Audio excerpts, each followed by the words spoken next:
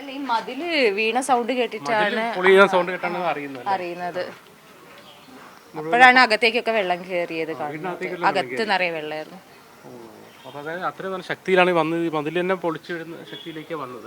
അതെ, അത് ഇവിടെ നിറഞ്ഞിട്ടില്ലേ, ആദ്യം എവിടെയാ കയറിയത്, ഇവിടെ നിറഞ്ഞിട്ട് മതിൽ പൊളിഞ്ഞിട്ട് വെള്ളം ഒന്നായിട്ട് ഇതിലേക്ക് ഒഴുകിയത്. കോഴിക്കോട് മലാപ്പറമ്പ് ഫോർക്കിൻ റോഡിലെ പൈപ്പ്, കുടിവെള്ള വിതരണത്തിന്റെ പൈപ്പ് പൊട്ടി വലിയ ഗർത്തം രൂപപ്പെടുകയും അതോടൊപ്പം തന്നെ അടുത്ത വീടുകളിലേക്ക്, സമീപത്തെ വീടുകളിലേക്ക് ചെളിയും വെള്ളവുമായി കയറി പോവുകയും ആളുകൾക്കെല്ലാം ആകെ ബുദ്ധിമുട്ടാകുകയും ചെയ്ത ഒരു സാഹചര്യമുണ്ട്. നമ്മളിവിടുന്ന് കാണാൻ കഴിയും. ആ വീട്ടിലൊക്കെ, നമ്മൾ തൊട്ടടുത്തുള്ള വീട്ടിലൊക്കെ തന്നെയും പിന്നെ ഇവിടെ നിന്ന് നോക്കുമ്പോൾ തന്നെ നമുക്ക് കാണാൻ കഴിയും ചെളിയും മറ്റുമൊക്കെ ആയി ഇപ്പോഴും കിടക്കുന്നുണ്ട്. ഇത് നേരത്തെയുള്ള അല്ലെങ്കിൽ ജപ്പാൻ കുടിവെള്ള പൈപ്പിന് സമാന്തരമായി തന്നെയുള്ള പൊതുവിതരണത്തിനുള്ള പൈപ്പാണ്. ആ GA പൈപ്പ് പൊട്ടിയതിൻ്റെ ഭാഗമായിട്ടാണ് ഇപ്പോൾ കുടിവെള്ളം പിന്നെ എന്ത് ചെയ്യാൻ നിലച്ചിരിക്കുന്നത്. നമുക്ക് പ്രതിപക്ഷ നേതാവ്, കോർപ്പറേഷൻ പ്രതിപക്ഷ നേതാവ് ശോഭിതയും PM നിയാസൊക്കെ കൂടിയുണ്ട്. ഇവിടെ സ്ഥിരമായിട്ട് പൈപ്പ് പൊട്ടുന്ന പരാതി ഉണ്ടല്ലോ. അതെ, സ്ഥിരമായി ഈ റോഡിൽ പൈപ്പ് പൊട്ടുന്ന, നിങ്ങൾ തന്നെ ഈ റോഡ് കൂടെ പാസ് ചെയ്ത് കഴിഞ്ഞാൽ നിങ്ങൾക്ക് കാണാം പല സ്ഥലത്ത് പാച്ച് ചെയ്ത് നന്നാക്കിയതായിട്ട് റോഡുകൾ. പഴയ വിതരണ പൈപ്പാണ്, 40 വർഷം പഴക്കമുള്ള പൈപ്പാണ്. അപ്പോൾ നമ്മൾ വാട്ടർ അതോറിറ്റി ആയിട്ട് നിരന്തരം ഇതുമായി ബന്ധപ്പെട്ട് വിഷയങ്ങൾ ഉന്നയിക്കുന്നതാണ്. അപ്പോൾ ഇതിനു വേണ്ടി ഒരു പ്രത്യേക എസ്റ്റിമേറ്റ് തയ്യാറാക്കുകയും ഈ ഒരു ഫ്ലോറിക്കൻ റോഡിലൂടെ ഉള്ള ട്രാൻസ്മിഷൻ മാറ്റി നമ്മുടെ ബൈപ്പാസിലൂടെ വെള്ളം ട്രാൻസ്മിറ്റ് ചെയ്യുന്നതിനുള്ള സജ്ജീകരണങ്ങളോട് കൂടി പൈപ്പ് അവിടെ സ്ഥാപിച്ചിട്ടുണ്ട്.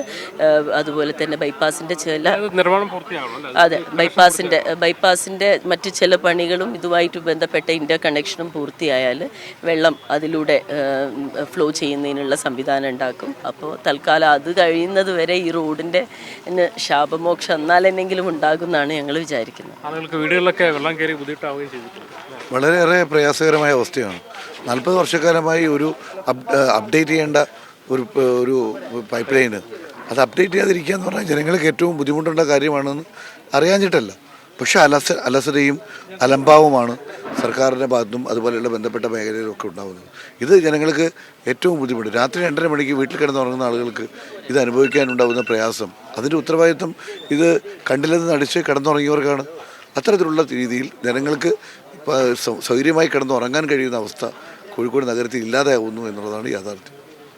എന്തായാലും പിന്നെ ഈ 40 വർഷത്തോളം പഴക്കമുള്ള ഈ പൈപ്പാണ്, ഈ പഴക്കമാണ് ശരിക്കും ഇതിൻ്റെ ഈ പൊട്ടലിന് കൂടി കാരണമായിട്ടുള്ളത്. നമുക്കറിയാം ഇവിടുന്ന് ഈ അടുത്ത ഈ ഒരു പൊട്ടലുണ്ടായ സ്ഥലത്തുനിന്ന് ഈ വീട്ടിനകത്തേക്ക് വെള്ളം കയറി അതിൻ്റെ ചെളി ഇവിടെയുണ്ട്.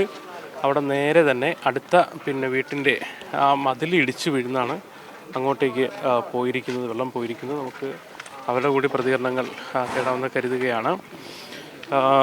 ഈ ജപ്പാൻ കുടിവെള്ള പദ്ധതിയുടെ പൈപ്പ് സമാന്തരമായി തന്നെ ഒരു വശത്ത് പോകുന്നുണ്ട്. അത് പുതിയ പൈപ്പാണ്. പക്ഷേ ഈ പഴയ പൈപ്പ് മാറ്റി സ്ഥാപിക്കാൻ ഉള്ള ശ്രമങ്ങൾ നടക്കുന്നുണ്ട്. അതായത് ബൈപ്പാസിൻ്റെ അവിടെയുള്ള പൈപ്പ് പൂർത്തീകരിച്ച് കഴിഞ്ഞാൽ, ആ കണക്ഷൻ ക്ലിയർ ചെയ്ത് കഴിഞ്ഞാൽ ഇക്കാര്യത്തിൽ ശരിക്കും ഒരു ഇതുണ്ടാവും. ഈ വീട്ടുകാരാണ് ആദ്യമായിട്ട് ഈ സൗണ്ട് കേട്ട് പുറത്തേക്ക് വന്നത്.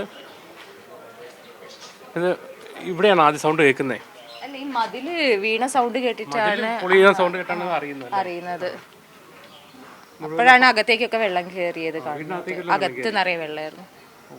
അതായത് അത്രയും നല്ല ശക്തിയിലാണ് വന്നത്. മതിൽ തന്നെ പൊളിച്ചു വിടുന്ന ശക്തിയിലേക്ക് വന്നത്. അതെ, അത് ഇവിടെ നിറഞ്ഞിട്ടില്ലേ, ആദ്യം എവിടെയാ കയറിയത്, ഇവിടെ നിറഞ്ഞിട്ട് മതിൽ പൊളിഞ്ഞിട്ട് വെള്ളം ഒന്നായിട്ട് ഇതിലേക്ക് ഒഴുകിയത്. അകത്ത് നിറയെ ചെളിയാ നിറയെ. അത് ബ്രദർ വിളിച്ചു പറഞ്ഞതാ. സമീപത്തെ വീടുകളിലൊക്കെ തന്നെയും വെള്ളം ചെളിയൊക്കെ ആയിട്ടുണ്ട്. നമുക്ക് വീടിനകത്ത് കാണാം. ഈ വീടിനകത്തേക്കൊക്കെ തന്നെ വെള്ളം ആയിട്ടുണ്ട്. പൂർണ്ണമായും ഈ സാധനങ്ങളൊക്കെ തന്നെ നശിക്കുന്ന അവസ്ഥയിലേക്ക് തന്നെ താഴെ വന്നിട്ടുണ്ട്. എന്തായാലും 40 വർഷത്തോളം പഴക്കമായ പൈപ്പ് പിന്നെ പൊട്ടിയതാണ് ഈ പ്രശ്നത്തിലേക്കൊക്കെ തന്നെ കാരണമായത്. ഇത് മാറ്റണമെന്ന് പലതവണ ജനപ്രതിനിധികളും മറ്റുമൊക്കെ PWയോട് പിന്നെ വാട്ടർ അതോറിറ്റിയോട് ആവശ്യപ്പെട്ടിരുന്നതാണ്. എന്നാൽ അതിലേക്കൊന്നും പോയിട്ടില്ല. പക്ഷേ അതിലേക്കുള്ള നടപടികൾ പോകുന്നുണ്ട്. അത് പൂർത്തീകരിക്കാത്തത് കാരണം ഈ റോഡിൽ നിരന്തരമായി തന്നെ പൈപ്പ് പൊട്ടലുണ്ടാകുന്നു. ആളുകൾ അതിൻ്റെ ദുരിതം അനുഭവിക്കുകയും ചെയ്യുന്നു. എന്തായാലും പുതിയ പൈപ്പ് ലൈനിലേക്കുള്ള കണക്ഷൻ പെട്ടെന്ന് പൂർത്തിയാക്കിക്കൊണ്ട് ഇത് ഒഴിവാക്കിയാൽ മാത്രമേ ഈ ഒരു ഫോർക്കിൻ റോഡിൻ്റെ ഈ കുടിവെള്ള പ്രശ്നത്തിൻ്റെയും അതോടൊപ്പം തന്നെ ഈ പൈപ്പ് പൊട്ടലിൻ്റെയും ശാശ്വത പരിഹാരം ഉണ്ടാവുകയുള്ളൂ.